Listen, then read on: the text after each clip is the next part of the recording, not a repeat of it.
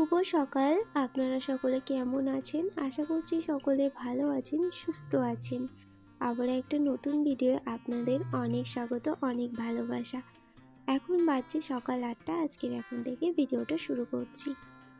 সকালবেলা উঠেছি প্রায় 7টা নাগাদ। তো নিচে প্রায় অনেক কাজই কমপ্লিট হয়ে গেছে, যেমন ছেলেকে খাওয়ানো, নিজে ফ্রেশ হওয়া, নিজে চা খাওয়া, এগুলো আমার হয়ে গেছে। তারপর আমি চলে এসেছি ওপরে।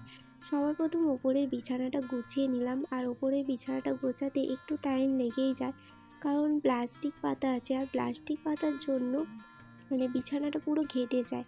তো সেই জন্য ওইটা আবার চাদরগুলো ওপরে কাঁথাটা তুলে প্রত্যেক দিন আমাকে এইভাবেই গোছাতে হয়। আর আজকে নিয়েছে গুগলি এই বছরে ফার্স্ট টাইম আজকেই খাওয়া হচ্ছে।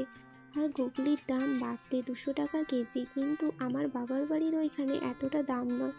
আর পুরো পরিষ্কার করা থাকে ওইখানে, একদম পরিষ্কার করতেই হয় না। আর এইখানে তো অর্ধেক পাওয়া যাচ্ছে, অর্ধেক বাদ, পরিষ্কার করতে হচ্ছে সবটাই।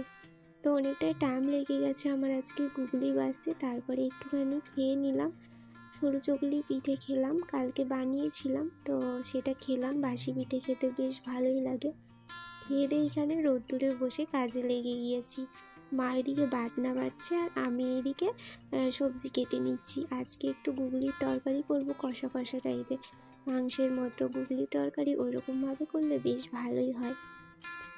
তো সেই জন্য আলু কেটে নিচ্ছি। আর ওইদিকে বাবু আমাকে কিছু একটা বলছিল, সেই জন্য আমি হাসছিলাম। তো ধনে পাতাগুলো অর্ধেকটা নিলাম, আর এইখানে এই যে প্লাস্টিকের মধ্যে আবার বেঁধে রেখে দিলাম।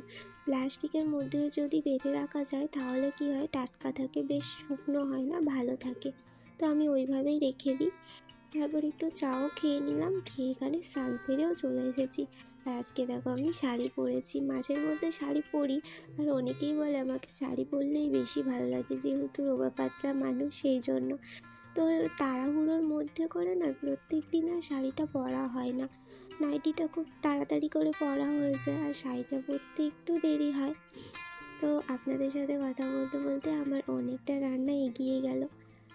আজকে গুগলি যেহেতু তরকারি হবে, তো ছেলে না যদি খায়, সেই জন্য ওকে আমি আগে ডিম ভেজে দিচ্ছি। আর গুগলির তরকারিটা এখনও হয়নি।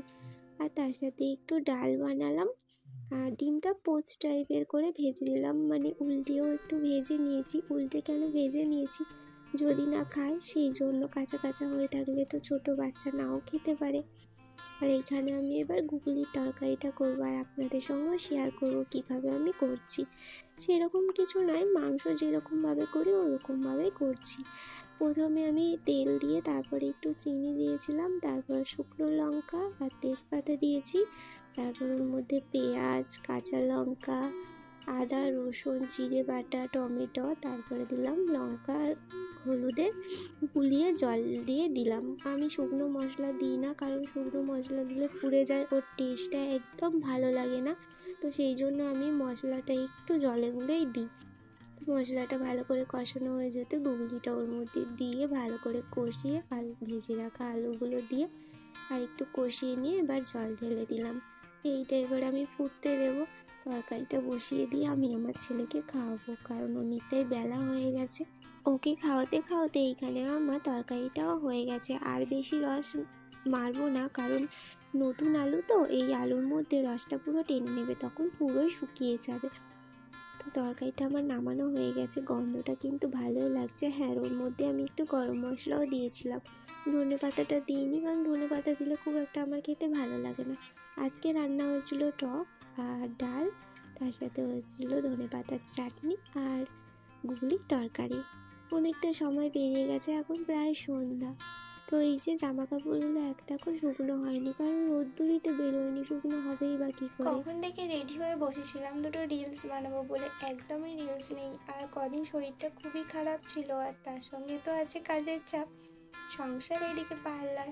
তো সেই জন্য একদমই রিলস বানানো হচ্ছে না। ভাবলাম আজকে একটু সময় রয়েছে, আমার হাজব্যান্ড আজকে কাজ থেকে তাড়াতাড়ি উঠে গিয়েছে, তো ধরতে পারবে এই সুযোগে, তাহলে আমি দুটো রিলস বানিয়ে নেবো। ব্যাস, চলে গেল কারেন্টটা এক্ষুনি মাত্র আসলো। তো চলুন, আজকে এত রিলস বানানো হবে না। এখন আমি এবার নিচে যাই। লিপস্টিকটা আমার শুধুই পরা হয়েছে। যদি শাড়ি টাড়ি পরতাম বেকারই যেত, টাইমটাই চলে যেত। তো পার্লারটা এখনো পরিষ্কার করা হয়নি, কাস্টমার সব চলে গেছে, আমি তাড়াতাড়ি করে ওপরে আসলাম কিন্তু হলোই না কিছু। তো চলুন এখন নিচে যাই।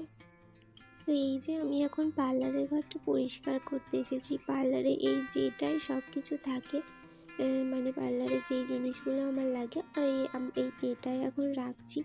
কারণ আমার তো সব কিছু অন্য ঘরে রয়েছে, যেই ঘরে আমি আগে পার্লারের কাজ করতাম, আর এই ঘরটা নতুন করে ঠিক করা হয়েছে কাজ করার জন্য। কারণ ওই ঘরে, যেই ঘরে আমি কাজ করতাম, ওই ঘরে এখন তাঁত পাতা রয়েছে।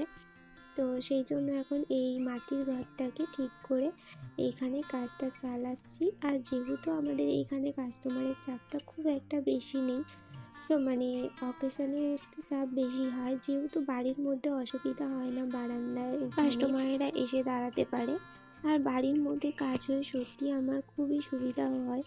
আর অন্য জায়গায় হলে আমার খুবই অসুবিধা হতো, সংসার, বাচ্চা, আবার এই পার্লার সামলাতে। বাড়ির মধ্যে বলে অতটাও অসুবিধা হয় না। আর হ্যাঁ, আমি একটা কথা বলি, সংসারের কাজ গুছিয়ে করা মানে কোনো সূচিবাই নয়। এটা হলো যে যার একটা আর্ট। কম বেশি প্রত্যেকটা গৃহবধূ এরকমভাবে কাজ করেই থাকে। তো আপনাদের সঙ্গে কথা বলতে বলতে আমার অনেকটা কাজই এগিয়ে গেছে। আর হ্যাঁ, এই ঘরে যেগুলো প্রত্যেক দিন লাগে, মানে এইখানে তো গ্রামের দিকে প্রত্যেক দিন তো আর অন্য কাজগুলো হয় না, যেমন থ্রেডিং, আইব্রো, ফেসিয়াল, তো সেইগুলোই বেশিরভাগ হয়। তো সেই প্রোডাক্টগুলো সব আমি এইটাতে রেখেছি, আর এগুলোর মধ্যে আমার চলে যাচ্ছে। আর বাদ বাকি প্রোডাক্ট আমার ওই ঘরেতেই রয়েছে আলমারির মধ্যে। মা এখনও রুটি করছে।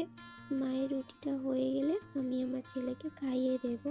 ও এখনও দাদুর সাথে ওই ঘরে বসে বসে ফোন দেখছে। তো সেই সুযোগে আমি এই যে এই কাজগুলো করে নিচ্ছি। আর এই ঘরটা যেহেতু আমার মাটির ঘর, সেই জন্য দেখো এই দিকটায় একটা পলিথিন, মানে প্লাস্টিক মারা রয়েছে, দেখতে বেশ ভালো লাগবে। মাটিটা দেখা গেলে নয়, খুবই খারাপ লাগছে, কারণ মাটির দেওয়ালটা খুবই খারাপ হয়ে গেছে। তো সেই জন্যই এই সবুজ পলিথিনটা মারা আছে। এদিকে আয়নাটা ভেঙে গিয়েছে, কিন্তু এরকম আয়না আর খুঁজেই পাচ্ছি না। এইখানে নাকি আগে বিক্রি করতে আসে, তখনেরই এটা কেনা। আর আমার এই দেওয়ালে বড় আয়না আটকাবে না, সেই জন্য বড় আয়না আর কেনা হয়নি। আয়নাটা পরিষ্কার করে নিজের মুখটাই দেখে নিলাম, আয়নাটা ঠিকঠাক পরিষ্কার হয়েছে কিনা। তো বন্ধুরা, আজকের ভিডিওটা এখানেই শেষ করছি। সবাই ভালো থাকবেন, সুস্থ থাকবেন।